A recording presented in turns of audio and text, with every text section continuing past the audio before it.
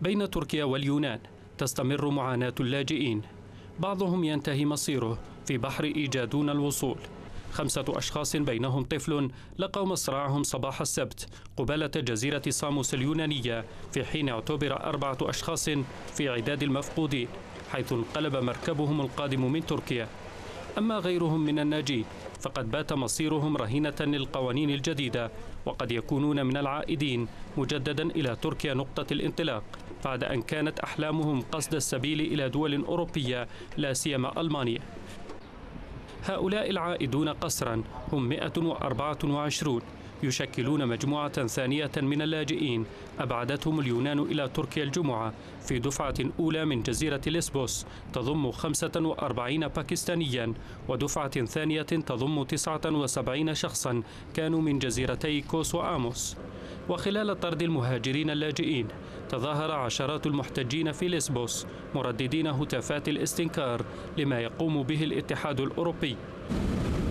الخطوة تبررها تركيا واليونان بالاتفاق الموقع مؤخرا بين أنقرة والاتحاد الأوروبي، والذي بدأ تطبيقه الاثنين الماضي بإبعاد 200 شخصين من جزيرتي خيوس وليسبوس، غير أن الاتفاق ذاته بات محل انتقادات منظمات حقوقية.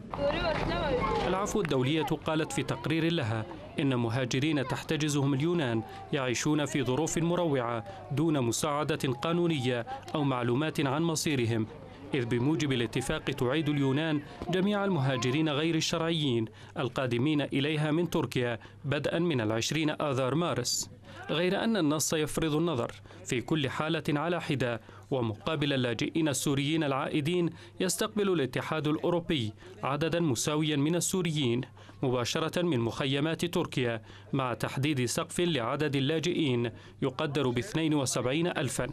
أما المصلحة التركية في الاتفاق فتشمل تسريع الاتحاد الأوروبي لمحادثات انضمام تركيا إليه، فضلا عن مضاعفته مساعداته لأنقرة لتصل إلى 6 مليارات يورو، ومنحه المواطنين الأتراك حق الدخول إلى دول الاتحاد من دون تأشيرات الدخول.